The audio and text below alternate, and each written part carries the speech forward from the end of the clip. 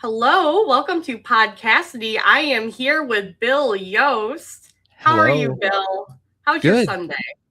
Good. Thank you. It's very nice to be here. I appreciate you having me. It's been a relaxing Sunday so far. I made some pillow forts with my kid, actually. True story. I didn't just Hell make that yeah. up to be like relatable on the opener. I actually made some pillow forts and it was fun.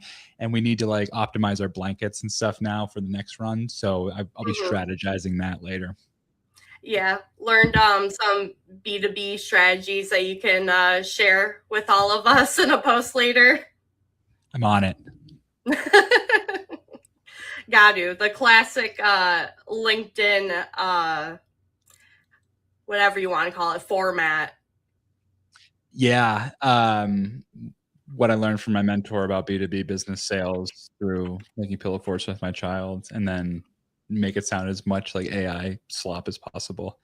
I had Right? somebody in a comment section start to debate me the other day and be like, you can't tell if it's a human that just writes like AI or it's just AI slop. And I'm like, it doesn't really matter. If it smells like poop, is it poop? Like it doesn't matter to me. No, for real. Like if What you are happened to write like that before the advent of all this AI stuff, that sucks for you. I'm sorry. But I think the reality is there wasn't a lot of people who wrote like that before LLMs, chatbots became a thing.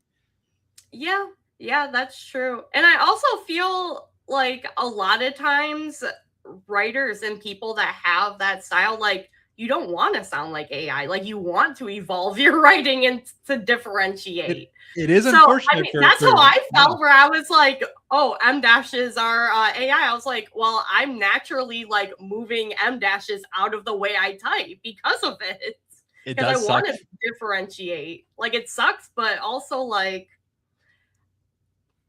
It it sucks for the people who used M dashes before. It truly does. I'm sorry for you. That really does suck. I can understand it. I never did. I didn't know how to get to it on the keyboard. I've only ever used the short dash twice if I wanted to elongate it. So I was genuinely like, oh, cool, new thing I never really learned properly when I was going through school. Not to say my teachers didn't teach it, but just who knows if I was paying attention on M dash day and then it was never mentioned again. And I never really noticed it in books. I actually, mhm. to be candid, kind of thought that since I did see that in like older books and stuff, that like it was the same dash, but just like typewriters did it longer. Like that was my naive interpretation of it the entire time. So Yeah. What do you think of the new AI slot button that has been introduced?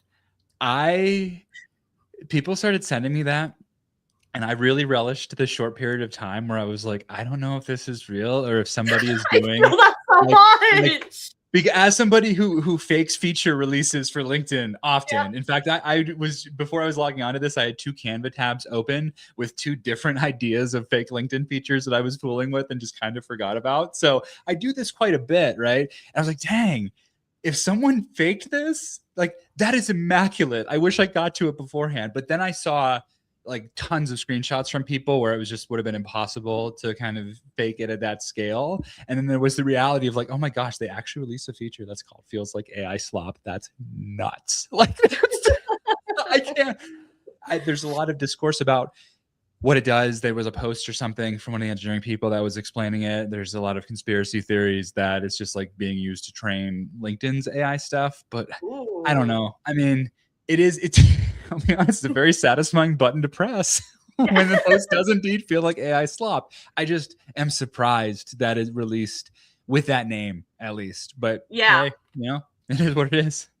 Yeah. No, that was like the biggest shock to me. First of all, I didn't believe it was a real thing because I didn't see it on my thing until like a day or two ago. So I was living in that blissful. I was like, this isn't Yeah. real. People are just messing with this. Like, and then I saw it, I was like, really? But The for them to actually call it like AI slop, to use that terminology on the button, like I love I it. I just can't believe that it got through like the comms and the marketing and the legal people. Honestly, just having worked in big companies where things like this, happen at a scale. That's a, that's a very. There was probably a lot of meetings around the title of that button, and it just genuinely surprises me that the outcome landed on feels like AI slop. But hey, stranger things have happened. right. Hello to during everyone the in the week comments, calling. by the way. I was on the wrong tab and didn't actually see them loading. I was like, oh man, no one's joined. There's no comments. And now I see them literally on the screen. But whoops. Yes, we have lots of comments. We got your BFF Jason in here. Hey, I know Jason. he was super excited to see that you're coming on. And then Rob Unger is here, and K-Stu Diva. He is my emotional support diva. So I'm always very excited when I see him here. He puts Max in his place when I'm not there to do so. Okay, so can I interview you for a second? Yeah. I, Oh, I absolutely. see, very few people doing like regular LinkedIn lives. I get asked sometimes why I do my show with Morgan, and you can ask this question back to me. It's fine. But like, what's your motivation on LinkedIn Live? Right? It's a rough platform, even with like the 50-second delay. So hello everybody who's watching. I'm in the future right now because we're on StreamYard, and they don't make it easy to do it on LinkedIn Live. So like, what are you doing? Well, LinkedIn is where I have the following already. I have like the 13,000 or so followers here. I don't have a following like that anywhere else. The next closest is Yeah. like 200. And something I care deeply about is community and connecting people together. And like, there are so many, like, when I first started LinkedIn, like that feeling of loneliness and not knowing where to go and not having anyone and being able to like find avenues where I was meeting these people and like being able to like basically get motivated and be like, oh, this person is doing that. I can do that. And just getting more people in your corner. So the fact that I have been lucky enough to have people around me help me and get to this point, my whole point of doing Podcassidy is to bring people on here, show them and like introduce them on a deeper level so that people can connect with them and, you know, form those connections that basically helps me get to where I am, because people need other people and don't always know where to look. So I love that, because that was so where the followers are is motivation for myself as well. Like, we were going to do a show, we wanted to do a live or a podcast. We figured Morgan and I both had decent followings on LinkedIn, and kind of made sense there. The community element though is what I would also say, and was very unexpected. It's really nice. And we have some overlap. I see some familiar names in the comments. So hello everybody who comes from Dashboard Confessional Land as well. I think it is a unique place to kind of build this sort of community. And I asked the question because like, whatever is 33, you're churning these out.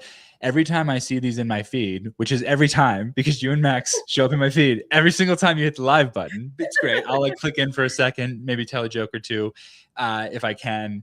But it seems like your comment section are going nuts. It's like going nuts right now as well. So this is it's a good community that you're building here. So hello, cool people again in the comments. And I'm sorry I didn't see you already. Thanks for roasting me about that. thank you. I appreciate that. Yeah.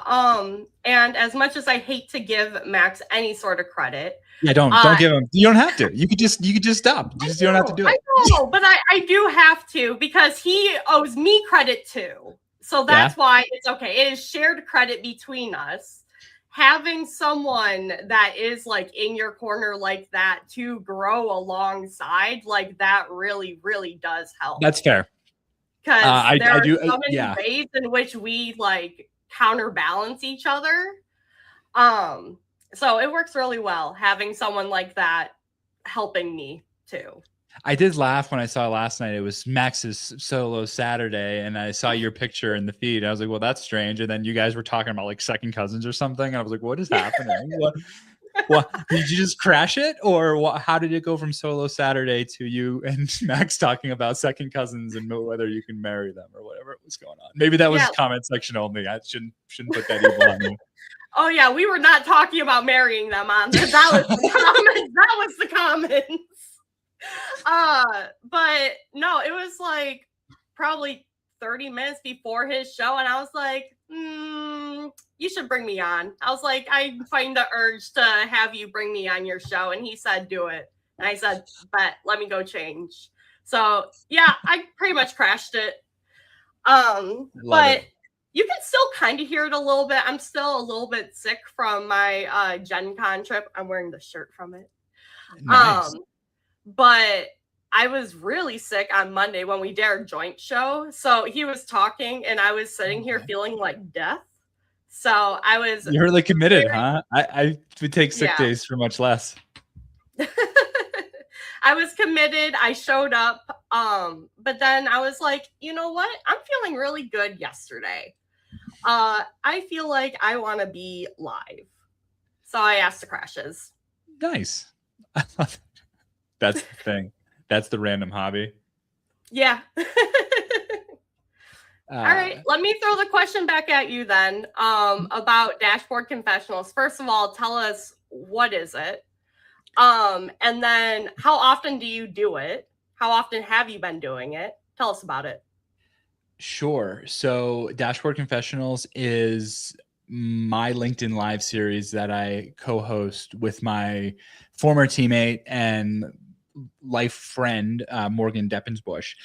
She is on like the researcher side of the house when we talk about data analytics, and I'm more on like operational reporting, kind of consulting type of work. And so we make a good team in that way, and decided to just see what would happen if we did a LinkedIn Live to just talk about kind of our experiences working in data analytics, basically. So it's my industry focused kind of show. I'm not always clowning, but I do, clown a bit on this live as well. After we did the first few, we started bringing guests on. So now we're interviewing data industry professionals that have resulted in some really fun conversations. And it gives me an opportunity to, in a similar way to what you were mentioning, like highlight people and go deeper, like highlight some data people that I find really interesting, typically that have a presence on LinkedIn as well. I'm not averse to bringing in somebody who's not really posting on LinkedIn, but we kind of source from the LinkedIn feed.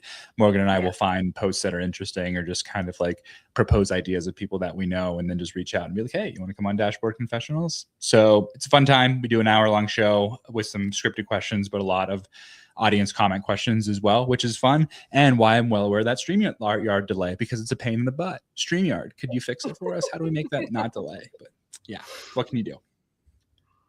And how long have you been doing it? How many have you done so far? We have done 9 episodes. We've been doing it for about a year and a half. So we don't do it nearly as frequently as you're running your show. We take about a month and a half, maybe, between shows by the time we kind of find a new guest and line everything up. Yeah. I understand. We are looking at possibly recording a live show at a people analytics conference in San Francisco for our 10th episode. So we're still working through the details of that. So it's not quite an announcement yet, but I think if we do land that, it'll be a cool way to kind of cap off the progression of the show, which I think we've gotten broader with our audience and kind of bigger with our influencer statuses, or whatever you want to call it, with the guests that we're having on. So yeah, it's fun.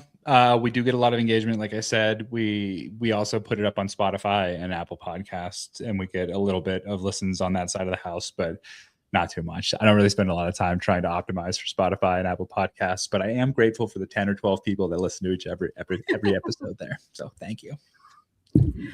Yeah, when I think podcast, I don't necessarily think, let me pull up my Spotify and listen to one about data while I'm, going for a niche. job. Yeah. It is nice though, because I think it gives us, like, it is a very small world in that industry. So it gives us a unique platform, because not many people are like playing in LinkedIn Lives in the data sphere. So it becomes a nice little like connection point for a lot of other people. I've made a lot of interesting connections that diversify my feed in more ways than just like really good memes, which is like, all credit to Max, but I'm never going to expect like useful data analytics content from him. So it's nice to have a little bit of variety in that way too, right? Yeah, no, absolutely. He's definitely made spreadsheet jokes though. So I will say that's a little bit in his ballpark. To your credit, Max, who I don't think is watching, because I haven't seen 1,400 comments from him yet. Yeah, no, it's Sunday. So he plays tennis on Sundays. He, too cool for us. Trevor has to go get his Trevor knows ball. He has to go beat Yuli at tennis every Sunday. I So no love time that. for I love that Podcassidy. you know that. Oh my gosh, you guys are such great friends. It's amazing. We are like he genuinely is like a brother to me. That's great. Yeah. And I hate him for it because I don't want someone that lives in freaking Texas to like matter in my life, but you know. And where are you? I should know this coming into I'm it, in but Detroit. I'm in Michigan. got it. Got it. I don't know. There's some direct flights. Max has funny money. He spends money on stupider things. Tell him to get you some plane See, tickets, you that's know? what I'm telling. He'll say stuff all the time about like, oh, no one offers to do this for me. Pay someone to do it. You're a lawyer. Like, why are you complaining? It's not how, but who is the saying, right? Right. Show us your really cool background. What are Okay. all these things behind you? So this over here is a color wheel visualization. You might learn about it in any art class where you want to match colors going across the wheel or do triplets of threes of colors going kind of like up, down, left, and down. And it's how you can make patterns that don't look like repulsive, because if you mix these colors in the different directions, it tends to like just not look pretty. But I loved my art classes in high school and learned about this. And when I saw this poster, just knew I needed it immediately, because I realized I use it a lot in my day job too, which is Mhm. data analytics involves creating visualizations and charts and different ways to navigate the data. And so I've referenced the color wheel considerably throughout my career as well. So it's just been like Ooh, this staple hell piece. yeah. And I thought it was a really cool poster. So I just went for it and then framed it up. And then that made the rest of this backdrop like have to come into play. Right behind my head directly, a watercolor from that art teacher. He passed away a few years ago. That's always probably going to be at the center of the wall. And the color wheel will stay, but the rest of the stuff kind of rotates. I've got Yeah. the Star Wars villains walking like the Beatles Abbey Road album cover on the back. I found it at a local art festival and I was like, this is freaking amazing. I need to have this. And so that becomes my backdrop. Sometimes I have some big posters for my employer, and when I'm like at work, I'll put the poster behind me or whatever. But this is my live streaming backdrop, is the Star Wars one, because I just love it so much. The lightsaber that I built at Disney World is right in front of it. It was a fun experience. I don't know if it was worth like $270. So Oh that's my my God. review of the whole thing. It was fun, but now I just have that thing that sits on my shelf and I'm like, oof, that was a little expensive. Does it light Some other up? just sorry. Does it light up? Is it operational at all? Yeah, it's so there's like a plastic piece for the blade that then clicks into it, and then it does light up, and it makes sounds, and it is pretty fun to swing around. I do on May 4th every year email the neighborhood. I live in a community that has like 30 homes, and we have a pocket park in the middle of them. And I just say like lightsaber battle at 6 p.m. And I have this box of like very cheap plastic lightsabers that I've just been accumulating when I've seen them on sale at different shops. And so like I'll throw those into the pocket park and the kids will go nuts with those. And then at some point I'll pull that out of my car and it's like big and lights up bright. And then I'll be the bad guy and they'll all come and beat the shit out of me. And I will be sore. I swear I'll be sore for days after this thing, because they're just like pummeling me with these lightsabers. And it's fun and I can defend myself a little bit, but there's a lot of them and some of them are swinging for the fences. So it's fun though. I live in a neighborhood with like lots of younger kids and families. And so we can have those little fun random events with my lightsaber box that I have, which is a very odd thing to possess otherwise. No, that's awesome. Like that's such a nice, like a heartwarming little story. Like, man, we love good dads.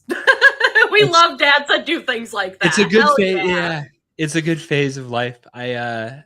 There's parts of me that always misses those like single pre-married pre-kid days, but like for the most part I'm having a blast every day. I like just playing with the kids or doing new fun things to try to like give them ways to experience the world. So it's opened up my perspectives and like pushed me to do a lot of things I wouldn't have done otherwise. So it's kind of nice to just like be in this spot right now. For sure. Sweet. Aw.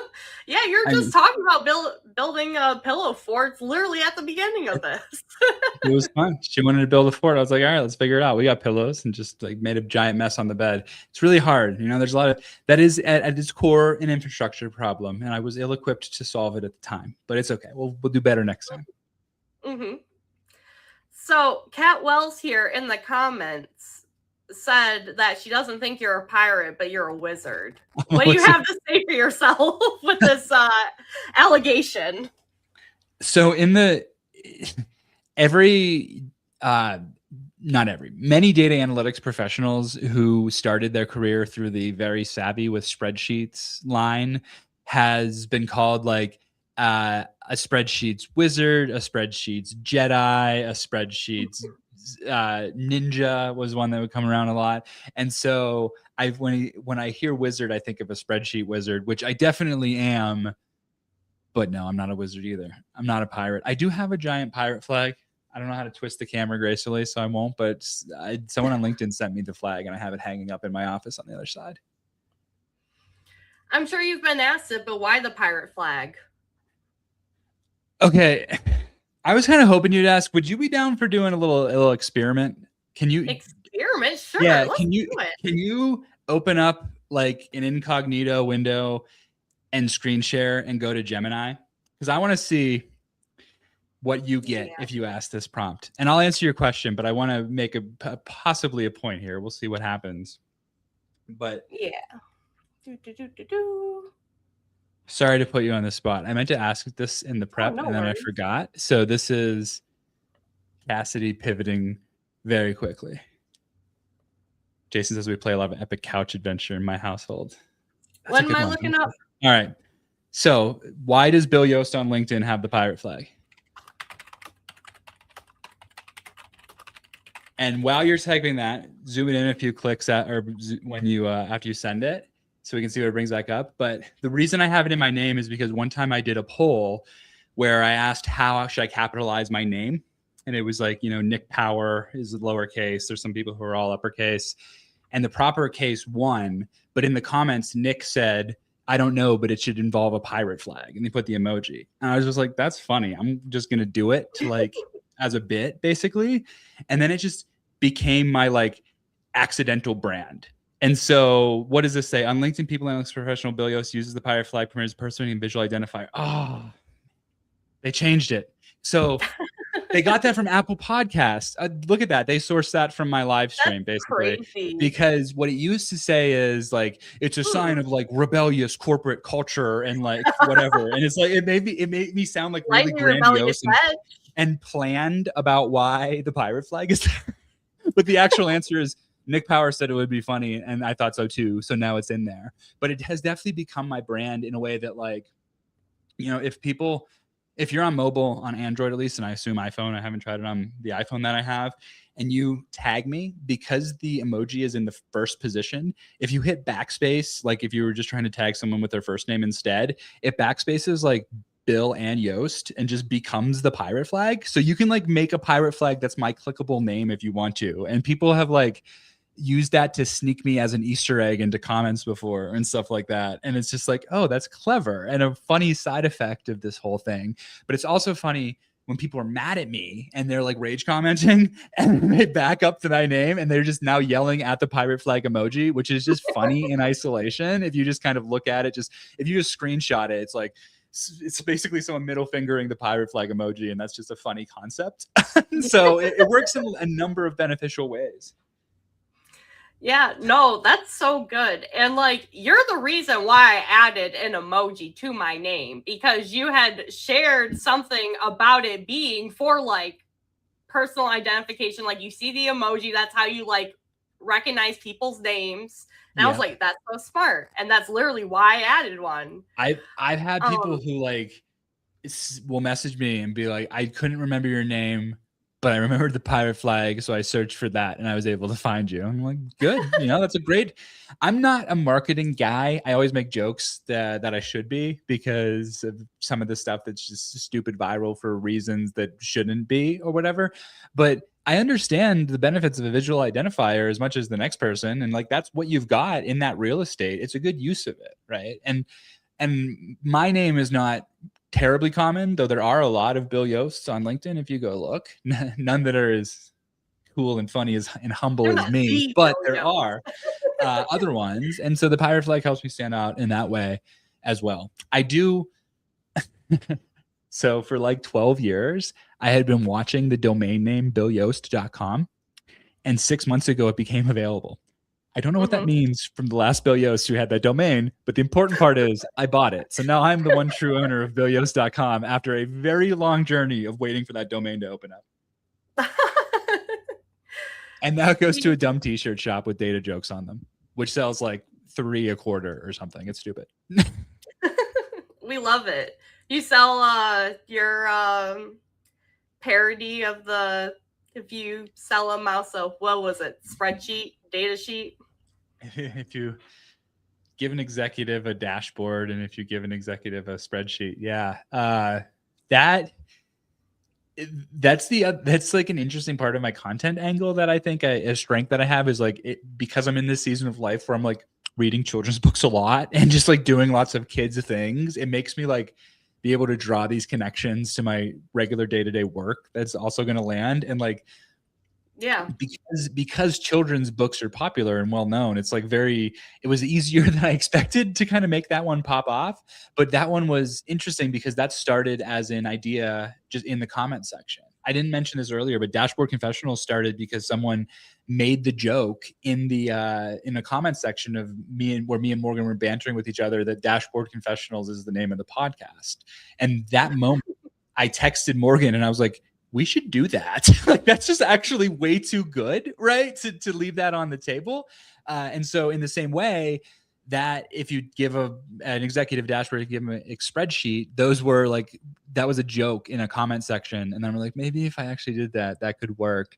And then that escalated into me giving my best Mr. Rogers wardrobe out of the closet that I could and reading it by a fireplace and like having some videos that for the first time in my life did half decent on LinkedIn. So that was fun. I did write the conclusion. I don't think I ever recorded the video. I think I just like got busy. Just like, whoops. You're like, I'm over this. Maybe I'll have to revisit it. We'll see. And I can conclude the trilogy there. But I did have a coworker who was like, hey, you should put that on TikTok and just see. And I don't have a TikTok presence at all and didn't. But then I put that video up. Nothing happened for like a week. But then all of a sudden I started getting texts from people who were like, dude, you're on my For You page. And I looked and the video had like over 1 million views in climbing and it was going pretty nuts. So I don't know. The algorithm just looked favorably upon me for that one. I then posted the other video like a week later and it went pretty nuts as well. So it's interesting to, there is some sort of Venn diagram overlap between content that can do well on LinkedIn and on TikTok, but like it's a very narrow window, I think, to pull it off. Like you really do need to tailor your content for the platform that you're on, even when it's just like making jokes and stuff. Like even my jokes are still like kind of a wink and a nod to corporate events or whatever. Like the poll that I launched last night was specifically aimed at like some Anthropic stuff where they were like, oh my gosh, the engineers want to work for money and not for mission. And it's like, okay, yeah, I mean, I think most people would do that. So I just like launched a poll about it. And people, I think, even if people don't understand the context behind that joke and that poll, there is just like a question in the front that brings them to engage anyways. And so it's just useful to kind of lean into the more business aspects of LinkedIn when that stuff happens, because it's both business news and business question kind of related with each other. And so it is, if you might argue, content that belongs on the platform, right? So it's, I think in that then resonates well with people. Like I haven't checked that one, but it had like recently, but I think it had over 1,000 votes or something when I saw it, which is like pretty high performing poll for me. I think I've never cracked really good for a poll. 2,000. Yeah, polls are high engagement rates, right? Because I think my biggest one maybe had, I don't know, 1,800 or 1,900 votes. I'm pretty sure I haven't cracked 2,000. I would have to go back and double check that. But the impressions were only like 11,000 or something. And so that's actually a wild engagement rate when you think about it. So that's what I find with polls is it doesn't get a lot of spread, but it gets really engaged people. And I like that kind of content too. It's fun. It brings out good comment sections as well. A lot of those people are in the comment section right now. So thank you, funny people who are in the comment section. Yeah. Yeah, the difference between like engagement and impressions and the way that they do not correlate together, like I can't wrap my brain around it. No.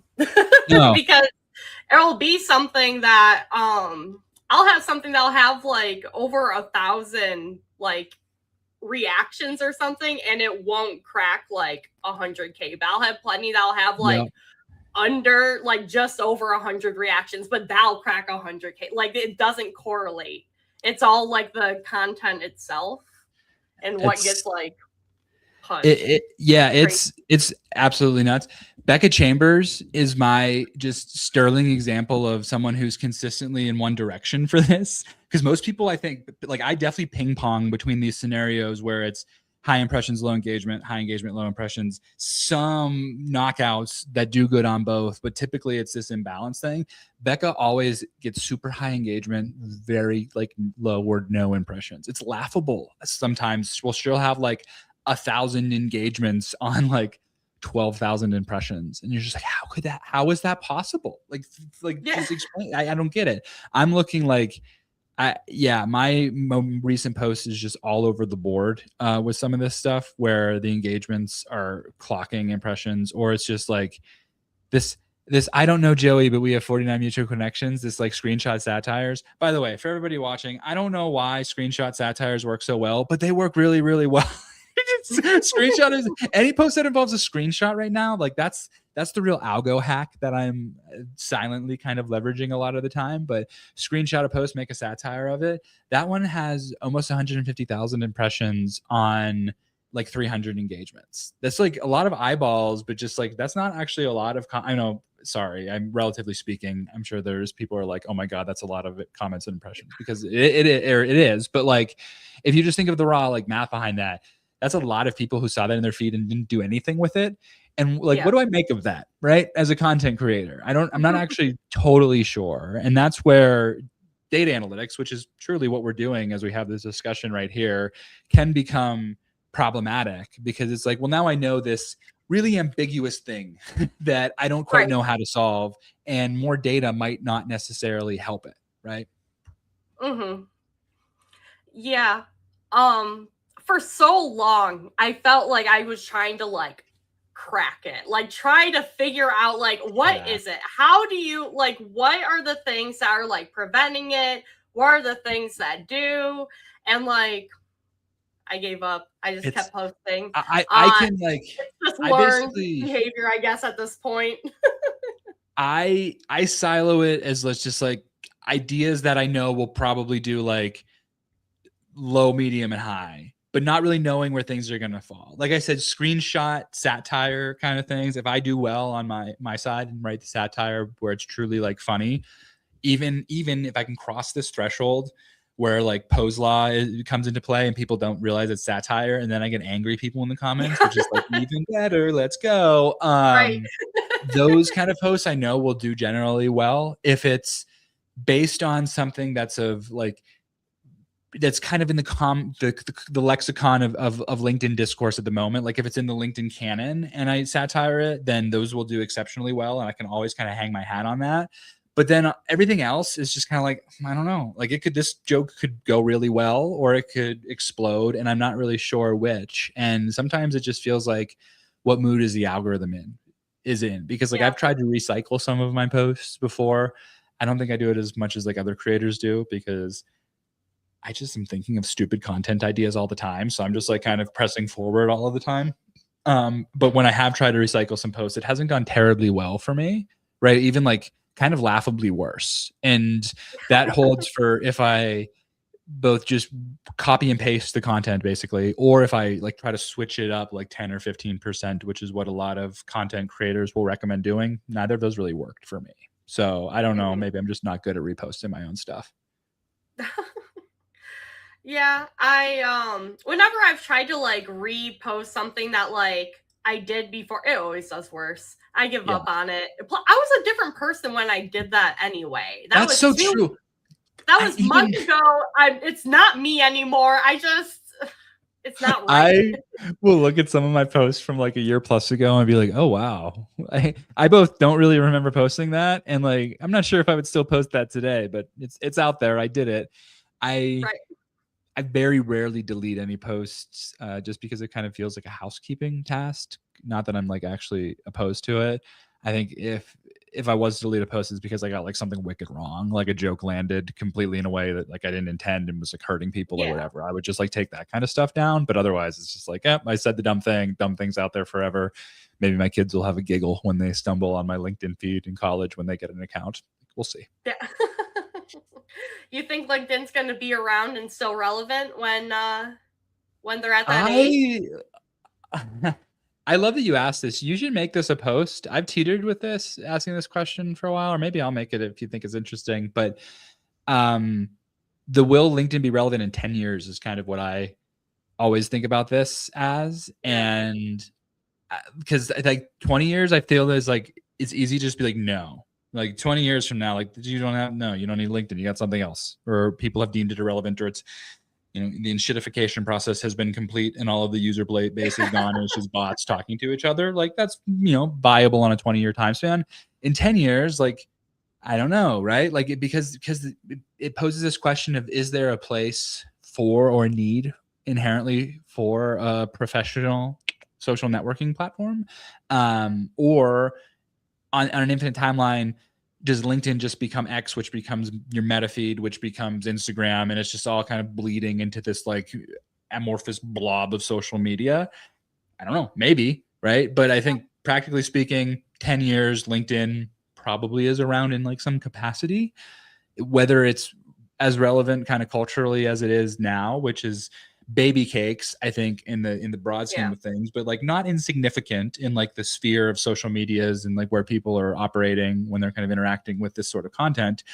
I think in the absence of LinkedIn, something else would pop up that would kind of fill that void, probably. What Yeah. it looks like, I don't know. Hopefully it has a better freaking live stream delay though, but we'll see. Right. Yeah. I mean, I did make a post shared not too long ago that whoever it was, those brothers that own MySpace were thinking of bringing it back. We're already talking about it. So maybe I'd be there so MySpace comes fast. back, So replaces LinkedIn. I have meant to repost that or screenshot that headline and just announce that I'm going to stake my early candidacy to be a MySpace influencer, which is the destiny of a journey that started when I was just a child. Yeah. It's really come back full circle. Who knew? We're having a moment. It's good. Millennials are in power. We can do whatever we want. Just powering up.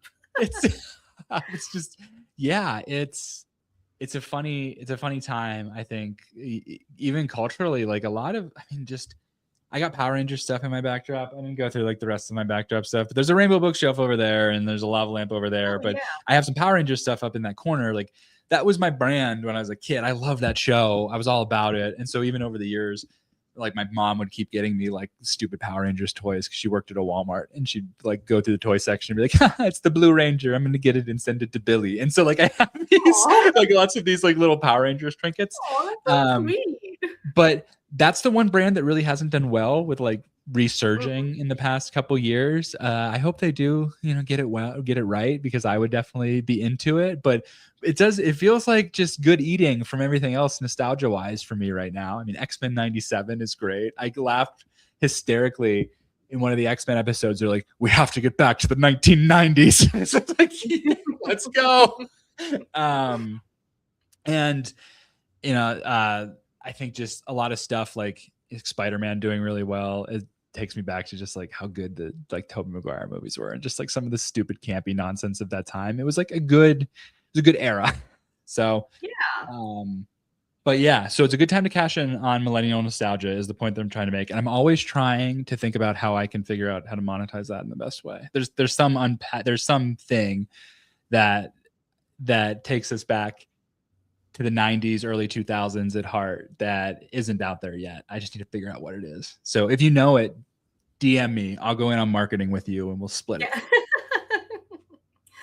Yeah. Well, with all the conventions and stuff, I was looking at like different things or conventions I can go to and start like covering or whatnot, become a little Brianna Brew Jr.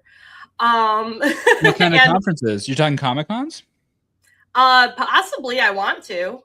Yeah. So like Motor City Comic Con's coming up. I would love to go to that one. UmaCon also happens here in Detroit. That's more of like an anime one. So could go to that. Oh, Gen Con is like tabletop RPG and board games. So I did a whole bunch there and wrote about it. cool. And like I reached out to like one here that's like a video game one. Nice. So we'll see, but I'm trying to do more in that stuff, and it's nice because it's like stuff from my childhood that I really enjoyed doing, and now I'm an adult and I'm like, wow, I can actually do something with this. I didn't have to give it up. I have a little bit of expendable income. I can just get it done. Yeah, I've always wanted to go to a Power Rangers convention. I know that there's a few of them that happen every year. I just have never been like actually going to have pulled the trigger on it because I don't really like really big, like crowded places. And so I feel like I just spend a ton of money to just like be uncomfortable in public for a few hours. But maybe someday I'll get over my fears and put on spandex when I'm in really good shape and go, walk around a Power Rangers con. Yeah. One day you'll just be so compelled to cosplay as a Power Ranger that you're like, I have to invest in this. I do have the Blue Ranger helmet downstairs. I could have done this live wearing the Blue Ranger helmet if I wanted to live my dreams, but I forgot to bring it up for it. Instead, I wore the cool hat. And to answer an earlier comment, I have a lot of cool hats. Colorado, the ability to acquire cool hats is vast. And every time I see like a local business with a cool hat, I just like kind of buy it. So I've got some nice ones. I had to just get rid of a lot because I had a ton of overflow and you can't really wear all the hats. So at some point you got to make the hard decisions and part with them. Well, I think you need to talk to my husband and tell him that then because he owns over 400 of them. Why? That's just too much. That's too much decision making. He is like addicted to them. He's obsessed with them. And he has more hats than there are days in the year. And I was like, this is ridiculous. You can't even wear all of your hats in 1 year. Like I had to like lay down the law and be like, there cannot be another hat that enters the space. I am going to lose my mind. But it's like funny. His thing. So I would like to see the hat collection. I'll send you pictures. But yeah, the closet behind me, the whole thing has like that would be actually coats of them. I'm pretty sure you can't where they are. That you can't put an image with a poll, and I sometimes regret that. I wish it was a thing. In this circumstance, you could take a picture of the hat setup and be like, "What do you think of this?" And the options could be like, "Looks good," and then just this skeleton emoji could be the options, or something that's just like off, whatever. I don't want to say. I don't want to get us flagged by LinkedIn, but just like an end me sort of option. That would be good. I think I need to start just messaging LinkedIn my future requests. Why can't I put a picture in a poll? Those things can coexist. You know how many times I've wanted to do that? It's been, you could recreate the moments like the dress, right? Like Exactly. We are missing out on key cultural milestones that we could be creating. We are being held back by LinkedIn. I need you to get in touch with the people. For your very discerning comment section, I need to know if this is a good post idea or not. So there was this Twitter poll in like 2018, 2019 that went stupid viral. That was simply, do you wash your legs in the shower? Yes or no? And it went stupid viral because it was breaking 50-50 and people were like, what? Everyone was like, this other half exists. And it like became this like big cultural moment that was just really funny. And it so aligns with my content that I kind of want to post like recycling this banger from Twitter 2019 and post that exact same poll. But I don't want people to be like, oh, you're plagiarizing, like copying content or whatever. So do it. I think it's so funny, right? It's such a funny. And you care what people think. That is fair. Just block. How many people are on your block list? I don't know, like 150, 170 something. So much worse for freaking women on the platform. I'm sorry. I have a lot of jerks that have come my way. I'm only like 80 or something the last time I checked. So Yeah. I'm typically like, well, I don't know what percentage of them are the like trick where I see somebody who plagiarized something. Sometimes people will comment me into it, and I'll be like, basically, hey, you're a jerk. You plagiarized this, and then comment it, and then like it, so it gets a little bit of boost up the list, and then block them because then they can't delete the comment. And it's like the most savage burn that you could put on somebody. But also for me, I'm like, this guy's just plagiarizing content. Or gal, I Yeah. mean, we're not being gendered here. Everybody can steal content. So I'm probably not going to want them on my feed anyways. So I'm just going to take the liberty and like block them. And it's really funny because then people will send me screenshots of the comment that'll have like more likes than the post itself because people see it and laugh. And I'm like, oh, that's funny. But I like can't go weigh in on the conversation anymore because I blocked them. Yeah. The side effect of it. Yeah.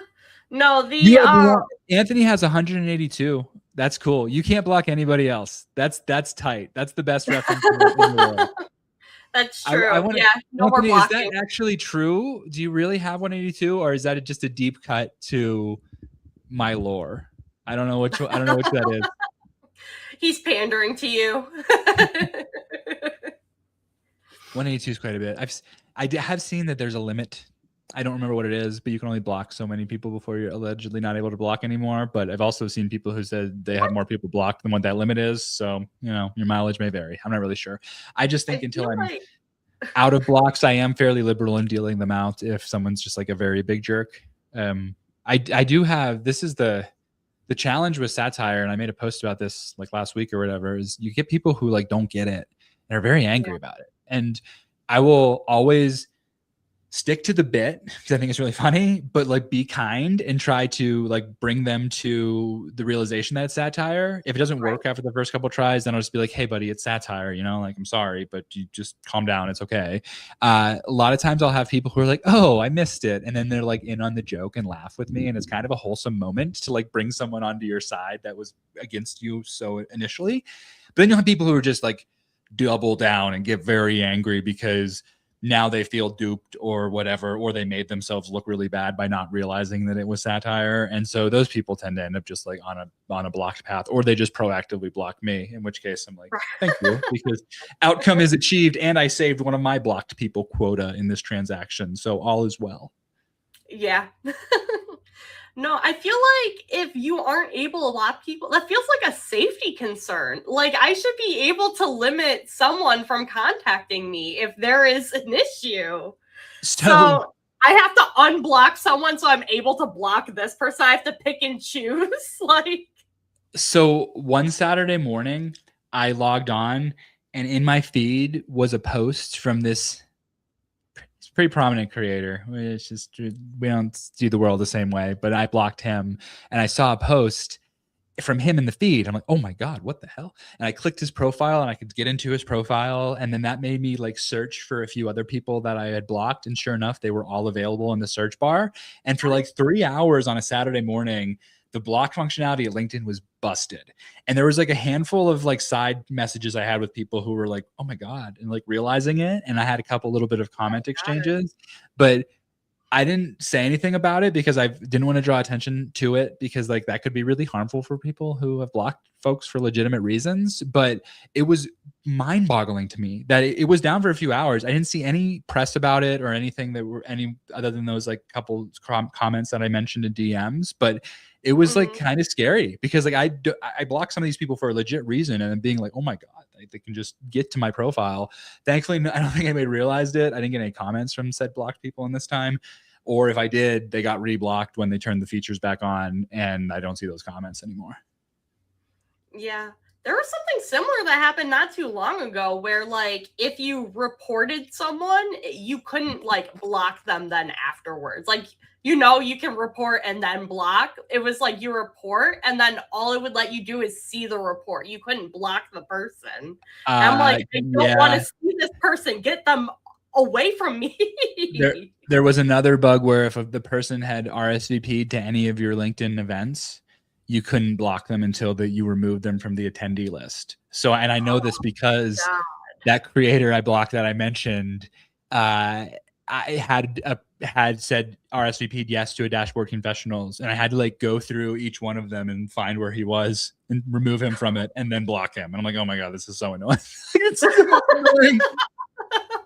And I only knew of that bug because of something unfortunate that happened to Brooke Sweetar when she was trying to get somebody blocked, and she went through the LinkedIn support circle of hell to figure out how she could block this person who was definitely doing bad things. The block was warranted, but it was broken for her. And through this endless cycle, it shook out that like, oh, he attended one of your events. You need to remove him from that. And it's just like, are you freaking serious, dude? Like you can't just make this button work. You own the whole platform. So LinkedIn. No, literally. If you're watching, That's fix ridiculous. it. It really is. So, but yeah, not my platform. It's just the one I make memes on. So what can you do? Right. I'm just here. We have a question. Everyone gets asked on Podcassidy. You are given a tapeworm. Do you keep it or double it and give it to the next person? If I keep it, do I have to like ingest it? Yeah, like it's in you. Like someone has to have this tapeworm like in them. It's either you or it's you asked everybody that question? Wait, so this question's been asked 32 times? No, because not every single time is a solo show. Or sometimes it is solo, and then sometimes I don't ask it. I'll forget, but I have a sticky note to try to remind myself, and I looked at it this time. I would just love to see the data behind the answers to this question. I would just keep it, like, because ultimately that proliferation, that exponential growth, because then if those two people are dealt with the same decision, and one of them takes it even, or both of them takes it, then you've got more and more and more and more. And so you're really just dooming society to die at that point, because I believe there are enough selfish people in the world who would be like, yeah, pass it on. I don't want this fucking tapeworm. You guys can have it. So I wouldn't be able to live with that on my conscience that I like ruined humanity. So I would just keep the tapeworm, I guess, and just like have some pretty uncomfortable poops and diets, I guess. I don't know. You can medicate, you can manage a tapeworm, right? Like there's pills or something. I don't know. That's true. Good. That's true. There are remedies to them. Did anyone say they would pass it on? I'm scared of those people. Oh, absolutely they did. Absolutely they did. You don't watch The Last of Us? Come on. Oh man. But I feel like sometimes it is justified though, because they'll be like, I have really messed up stomach issues. Like the person it goes to, maybe I'm trusting that they'll do the right thing. Society. Yeah. I like Elena said, can you choose who to give it to? If I could direct it at my enemies, maybe I would consider it. That's an important caveat. That should be the follow-up that you add to that question, is like, and if so, and would it change your answer if you could choose who to target the tapeworms to? There you go. That's usually what people end up asking. They ask, can I choose who it goes to? There's definitely people I would send a tape. If there was like a send a tapeworm service, I would, there's people I would pay for that service. Watch out, Brooke. Not ashamed to admit it. Yeah. Can you believe that she scheduled in the same week as you for Podcassidy? Brooke? Yeah. That's unfortunate for you. Really. Unfortunate for me? You have such a good show, and you're going to bring Brooke onto it. That's tough. No, I'm just kidding. Brooke is fun to tease on the feed. And I did have this moment because we have this recurring bit where like I'll just comment her stuff and be like, send me the money that you owe me. or she'll like send me Venmo requests and then screenshot the Venmo request and post that and be like, Bill owes me money. And I had someone message me and was like, yo, I looked at that Brooke's profile. Like, does she really owe you money? That's tough, man. And I'm like, oh, no. It's good. Like, we're friends. It's fine. Like, we're just And it made me realize, like, no, if you're not in on the lore or the bit of the history of that, it could appear on the feed that I'm literally just like, give me money back to the person on whatever post that she's making. Yeah. No, And you've I got love seeing that. It's so funny. And I love when there's creators and little those friendships. The lore that I is built within LinkedIn that you yeah. know because you just been around. It's crazy. So I really started posting regularly in like March of last year. So I'm kind of just rounding the corner on a year and a half of doing it regularly. And it's fortunate and unfortunate to say that the majority of people that I talk to that aren't my immediate nuclear family are LinkedIn people at this point. Like, I have a Yeah. group chat with Nikki and Allison and Becca that's just going off at all hours, like with just like funny LinkedIn stuff that we're laughing about. I'll talk to Bree and Brooke semi often. I miss you, Nick Power. I know you're not watching, but we used to hear from him a lot more often. But he's got 4 kids, so it's probably tough to just like goof off on a Discord. But I'm have a number of just text message exchanges with like David Smoke, some other folks that are just like really kind, wholesome friendships from people that like I would not have had otherwise. So it is a great way to just meet some good folks on LinkedIn. And that was another reason like I wanted to come on here, since it's like seems like you're growing that kind of good community that I wanted to like be at least adjacent to, right? Seems like a good place to hang out. So it's been a good, like, earnestly wholesome experience. A lot of this, not all of it, because I've made some enemies too. Like, let's not be real. A number of enemies, probably more than I'm like a 1%er on like people who have made enemies on LinkedIn. It's just a matter of scale at this point.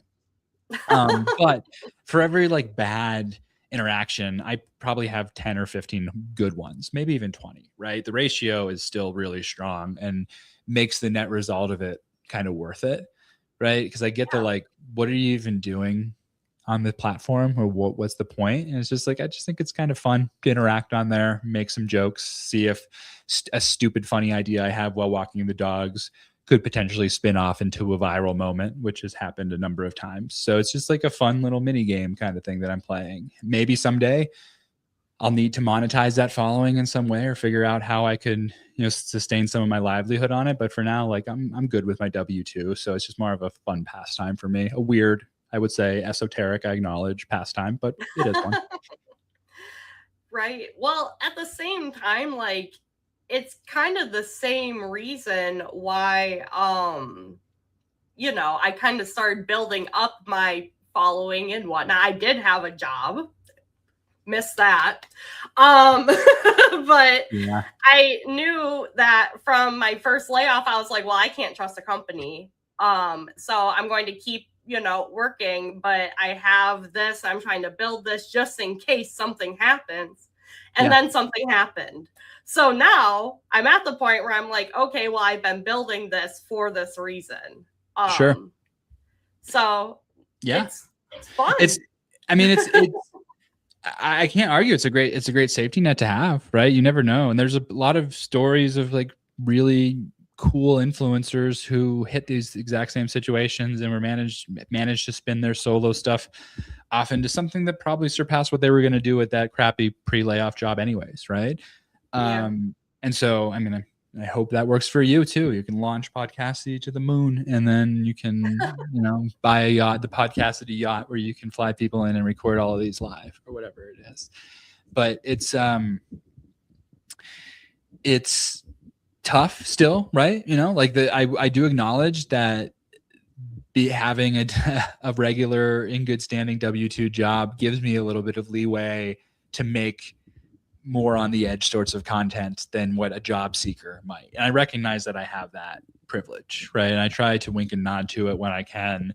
But to me, it feels like withholding the content. I'm not going to be out here being like, oh, my content, cures cancer or whatever, but just like withholding it because other people aren't in the same position to deliver it as me feels like a bit of a disservice, because then nobody gets to like enjoy it. And there's the people even who aren't in a position where they can post some of that stuff that might see it and it might lift them up or make them giggle or make them, kind of feel better in a bleak spot. It's not going to change their employment circumstance or whatever, but it's a tough place to be.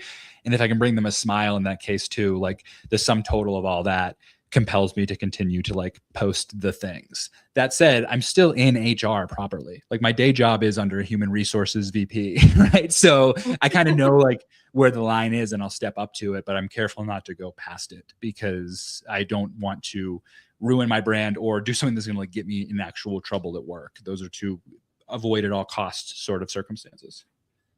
Right. Well, it's give and take with everything. You can't post every single thing that you want to post ever because you do have this role that you have to, be cognizant I've made of. Posts that get backspaced really, really hard because I'm like, I can't do that. That's too risky. I wish I could sometimes.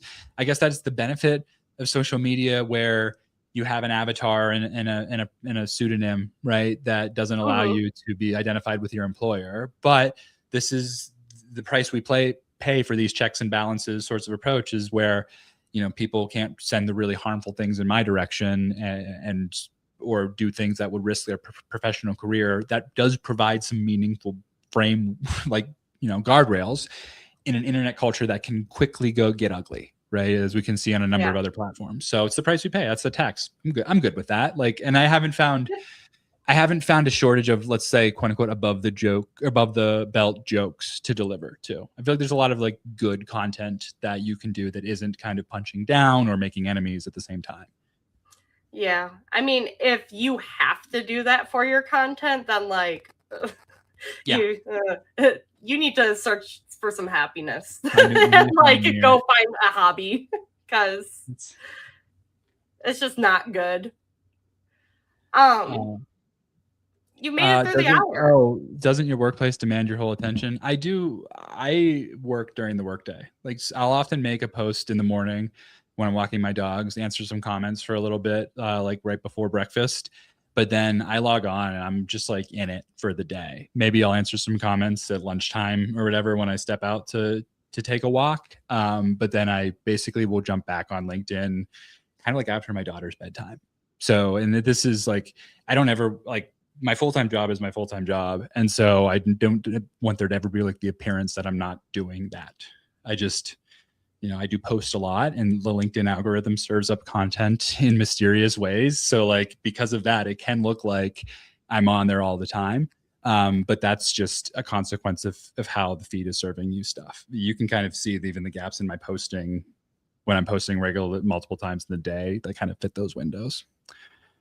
And then otherwise I try to be really cognizant of separating my LinkedIn persona from my professional life one, because I'm never want to be construed as a spokesperson for my company when I'm making just funny jokes on LinkedIn. And that's kind of the understanding I have with my manager and leadership about the whole presence.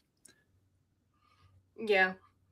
Yeah. I mean, I feel like if you are someone that wants to be posting and a content creator, like you almost have to have a conversation about it with the company so that they are kind of in the loop, because otherwise, like, if they don't know and they come across something and they don't have that like knowledge and knowing already going into it, that shock factor that comes with it, like, could be worse. I will say it has also served as a wonderful icebreaker. So in my role, I'm meeting with a lot of senior leadership and their HR partners, and I'll often have meetings with a new name or face that starts with, "Oh, Bill Yost from LinkedIn." And it's like, I play it off of like, "Oh my gosh, you've seen my posts. Like, let me slink under the desk."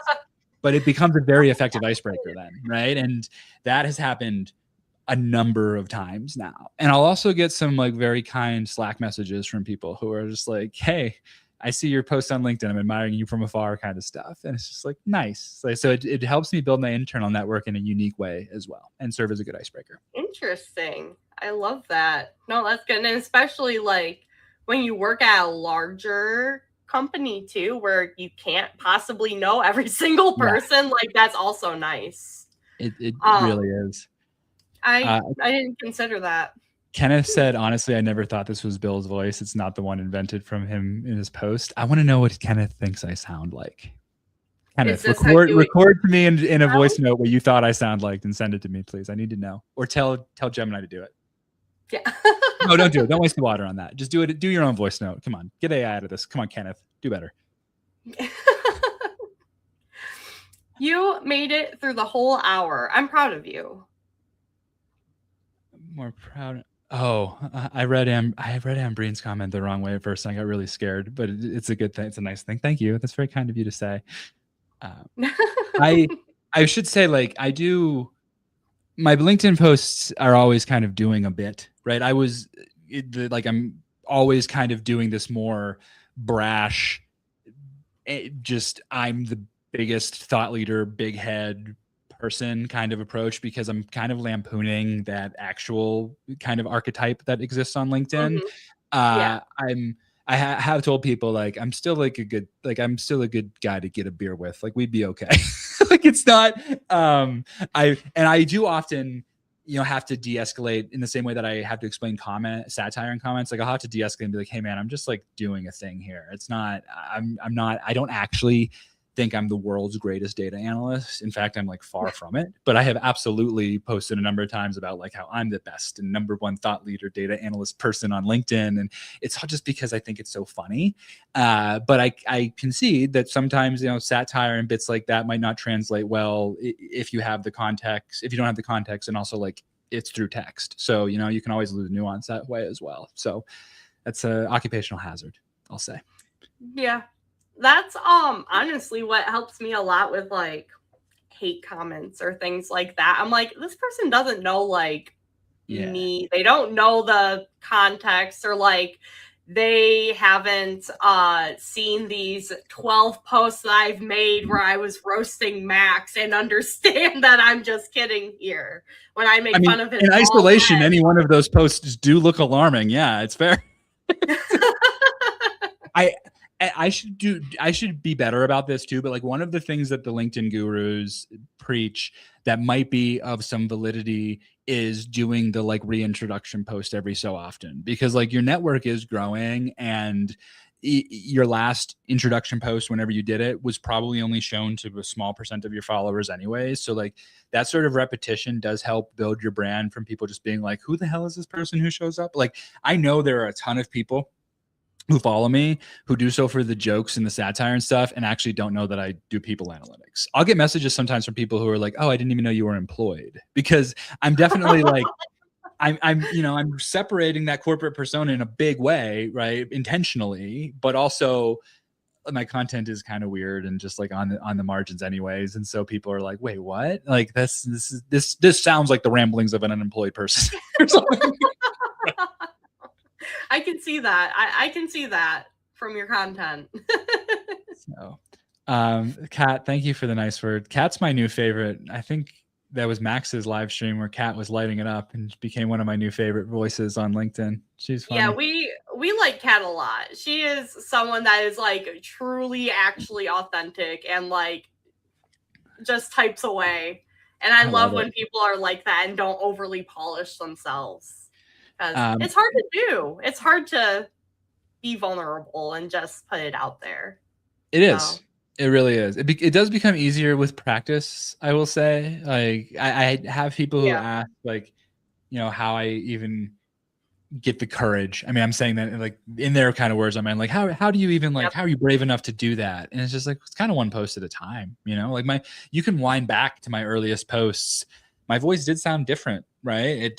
And I did experiment with some AI bullshit slop, like way back. I identified it as being bullshit slop and stopped. But like, you can even find those posts in my history. It just took a little bit of practice and things that I didn't expect to do well, doing well, right? The experimentation part of it happens too. And when you start to experiment different ways or techniques or content to put out there, sometimes stuff sticks that then changes the navigation of how you're approaching your whole content plan. And I say plan loosely. I don't really have much of a plan. I mostly just like wake up and think about what I might want to post. And if I don't have anything to post, I've started giving myself the grace to just not do it. Like a year ago, I was always trying to get content out there just because I felt like I needed to check a box. But I'll just like take days off now because it's like, I don't know. I don't have any ideas. I'm not really inspired to write. I thought that was going to be the case when I was going through this most recent cancer scare, but I found that the content was a welcome distraction for just like kind of passing the time between those tests. So I just kept posting Yeah. shit. And some of those posted pretty well. Yeah. And, congrats on that for that being cleared too. I remember seeing me and Max actually talked about that post. Oh, thanks. Yeah, because it's really I nice. forgot that you had even mentioned, I saw it that you posted, that you had cancer at one point, way ago, because we've been connected for a while now. So I know a bunch of things about a bunch of different people that I forget about until it comes back to the front. I'm like, oh yeah, they posted about that. Yeah. I don't post about it as much as I used to. It is really nice to post good news like that and then feel as if I'm getting a collective hug from the internet, and which is less creepy than it sounds in this case, because there was a lot of nice engagement and people saying kind things, a lot of DMs from people. I get a lot of messages, a lot, and it's tough, right? I got a family, I got a job, I'm trying to put content out on the public facing side. It's really hard for me to chase messages down just in general. I do try to devote a little bit of time to it every week, but I do truly value when I get a message from someone who's like, hey, I'm also a thyroid cancer survivor, or I'm going through the process. Can we talk? I feel like that's the most and best use, the best use of my platform, I think, is those circumstances. I've had a lot of good conversations with strangers who are just going through the same problems that I went through, and I hope that I was a helpful spot on their journey as they started to navigate the disease as well. So another unexpected side effect, a good one, of LinkedIn. So good reasons to be here. Post, people. At this point, we're an hour and 11 minutes in, so I feel like the people who are still here are the ones who are already posting anyways, but keep doing what you're doing. It's good. I know. We went over time, but we had to, because it was a really good conversation. And I love having you here. You're a great guest too. Well, thank you. I just missed the time. It was just real tiny in my monitor down there, and I just didn't catch it. But that's fine. But usually, thank you. Yeah, usually I have them at 8 p.m. So Max's is right after, and that's always the best, because then if I go overtime, it cuts into his. You guys have your own networking broadcast hour where it's tonight on LinkedIn Broadcasting Network at 8:30 is Podcassidy, followed by Max Langley's Chit Chat Show. I forgot what it was called. But Bill, it gets even better because there's other people in the community doing their LinkedIn lives too. So now there's people that'll do it at 7 right before mine. So there'll be a 3 to 4 hour window. And there's people that do it after his too. So there'll be a 3 to 4 window some days of just people being on live stream, where people in the community can just jump between different ones, be available for whatever hour. And who are these? I'm going to do the reverse of the plug your shit at the end of an episode. Who are the people that I should be following for these 7 o'clock live streams? Who are some names? Ken Ziegler, Kathleen Byram, Bradley Bates, and Jay Bosser are the other ones that are doing LinkedIn lives. Okay, so I'm connected with Kenneth. Why do I get notifications for you and Max without fail every night, but I've never seen Kenneth has gone live? Because I would probably click into it if I saw it on my feed. This is unfair. I don't know. He was live at 2 o'clock today. You could have been there. Is this a double bell situation? There. Damn it, LinkedIn. 2 o'clock? There. Where were you? I don't know. I was cleaning or something. I was just not on LinkedIn today. I was making pillow forts. I told you already. I don't know. Yeah. I don't know why that would be. That's interesting. Maybe it's because I previously clicked on one of your live events, so the algorithm knows. Maybe that's the secret. Tell them about the Thursday night lineup. This is. I don't know what's the Thursday night lineup. I don't know what the lineup is. Yeah, I feel like you need a producer. You need a marketing team. You need a funny name that actually doesn't say LinkedIn in it, because the lawyers will get to you. People who always are I want to make a podcast and call it Linked Out. It's don't do that. Don't do that at all. It's just it's going to get you in trouble. But you need something that's hilarious. Anyway. Tonight on the Cringe Broadcasting Network. 7 o'clock, Anna Ziegler. 8 o'clock is Cassidy. 9 o'clock is Max Langley to put poop emojis on the screen. Coming at you quick. I don't know. And then you need the 10 o'clock late night show, and then the 11 o'clock late night show. That's what you do. And you just run this, and you just are now NBC. That's what you do. We are NBC. At 6 p.m., you have a newscaster who's just talking about LinkedIn stuff. Like, today, influencer Lewis Butterfield plagiarized content and deleted his account. More at 6:30 or whatever. It's the LBC, the LinkedIn Broadcasting Company. You can't say LinkedIn, though. You can't have it in the name. It's okay. It's okay. It's just LBC. They don't have to know. You just never say what it stands for? It's Yeah. just LBC. The people will know, but if we don't actually say it, it just is an acronym. Yeah. Well, thank you so much for having me, Cassidy. I don't know how much more we should go over. I don't know how rigorous you are about blowing past the hour, but this was a lot of fun. I'm glad that you had me here. Whatever. I go with the flow. People are here, people are chilling, and unless you had something that was like, I needed to be off this right at time, I was happy to go over the little bit. No worries. Yeah. I'll get back to parenting at some point. It does seem like someone in the comments raised their hand to be producer, but in StreamYard, they are LinkedIn user. So I don't know who that is. That is Anna Claire. All right. Claire in Discord, her name is Miss Cheese. Cheese being the cheese emoji. So we just call her Cheese. But no, she's like a legit producer in Australia. Get the Discord together and start blasting it off.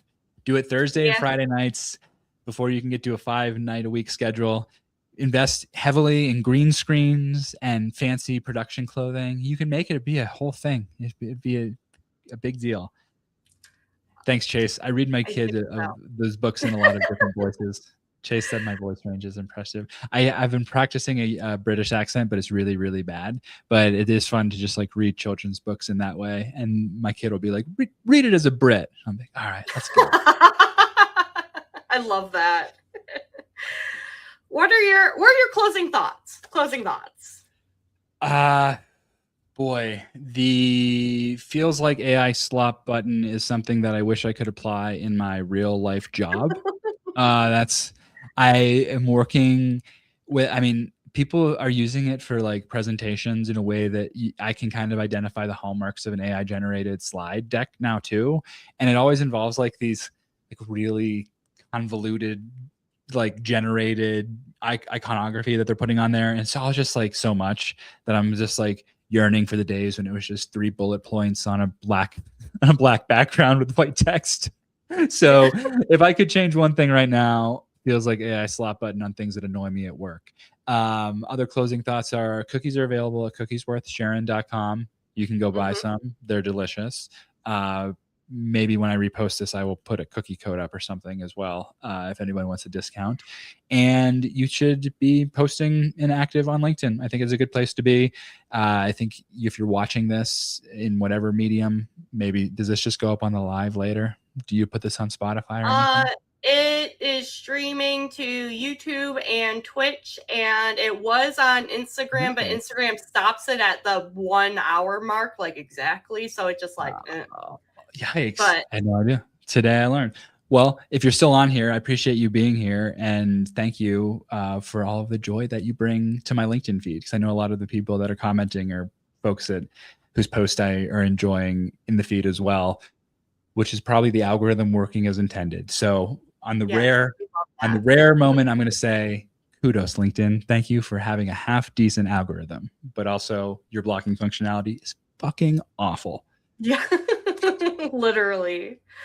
And I'll have cookies for Sharon at my door, I think tomorrow. Max ordered them on live yesterday to me. Oh, did he really? Yeah. I didn't even see the email. Interesting. Oh, thanks, Max. That's amazing. So, I was hoping they would be here. So in the middle of you talking, I could just be like eating your mom's I gotta send Max a thank you.